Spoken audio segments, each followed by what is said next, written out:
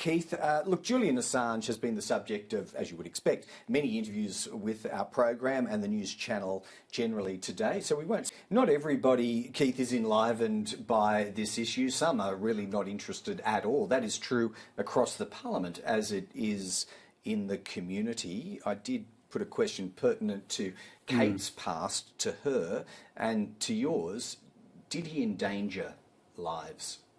People have very strong views on Julian Assange, and for good reason. And it goes to the heart of your question, which is what is journalism, and was there a component of mere data dumping that potentially put people at risk, or did he actually uncover and lead to proper inquiries of poor behaviour? And I think, like all things in life, it was a bit of both. But whatever your views on that is, I think reasonable people can agree that it was time for him to come home. He is an Australian citizen. He is a father. I've met with his brother, and it was very good of Kate to acknowledge that across the aisle, people have been in public and in private advocating for his return, because it is time that he comes home. I'm sure I'll struggle to get you, Keith, to say that stage 3 tax cuts are a bad thing. I imagine sure. I will. But can you address that, whether the economic data has changed fundamentally since the Albanese government recast them in late January? When we initially entered this phase of a high inflation environment, of course there was a connection between global conflicts, particularly in Ukraine. We have moved well beyond that. So we can quite properly compare this economy with others. So when you look at the top 10 economies, since December, all bar one, Australia, have seen a drop in their inflation. We are a standout, and you have to ask why.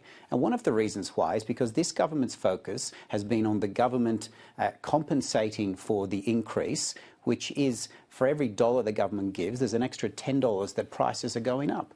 And so when we say on both sides people are hurting, let's think about that. People are now putting eggs back on the shelf because they're up by 6%. They're turning the heating off, or in summer they're turning the cooling off. They're telling their children they can't go on a camp, that you can't get that second pair of shoes that you need to play sport. In fact, I've heard many families pull their kids out of community soccer because it's expensive. There are families around the country who are saying, I feel like I've let my family down. And the truth is the government has let them down, and we need to acknowledge that. Because there's been much argument about the risks that will now confront pharmacists being in the front line of this new regulatory regime.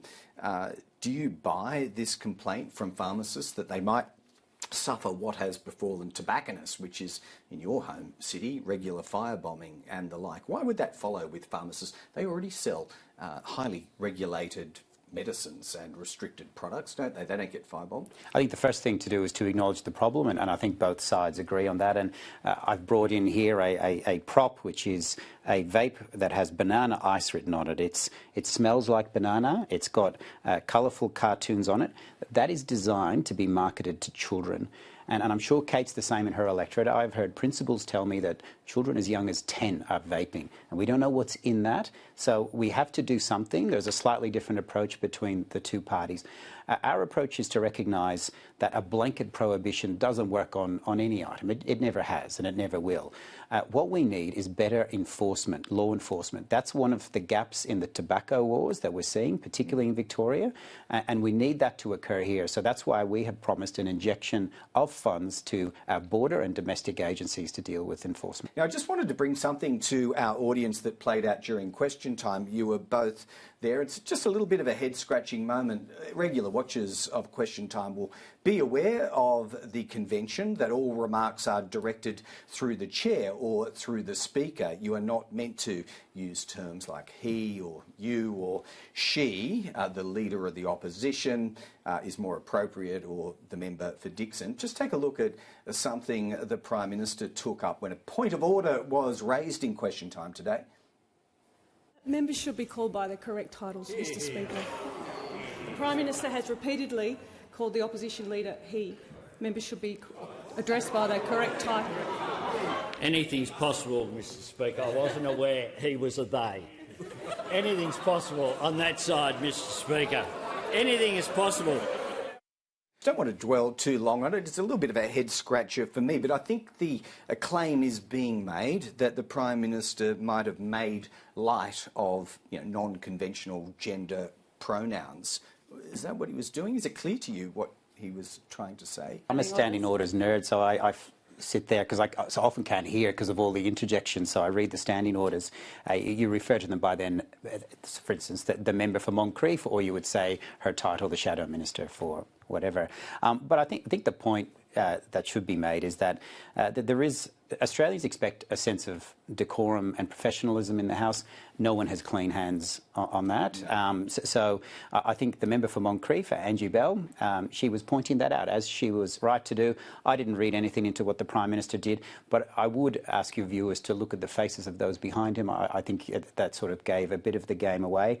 And I would ask, for those who would have had a different response had Peter Dutton said that, I think they need to be consistent about this. I think sometimes things are said and the intent is what matters, and I don't think he meant anything. All right.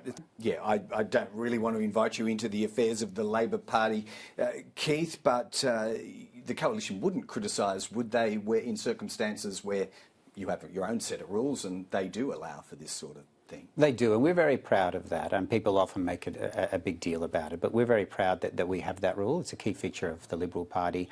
The Labor Party will do what it wants to do, but Fatima has laid down a challenge to the Prime Minister, and it's for him to respond. But can I say this, as someone who served in Afghanistan several times, whatever her views on this issue, and I do fundamentally disagree with her views, I'm very proud that we live in a country where someone has come from Afghanistan and serves in our Parliament in the Senate, and I think that says a lot about our country and also her as an individual to have got there.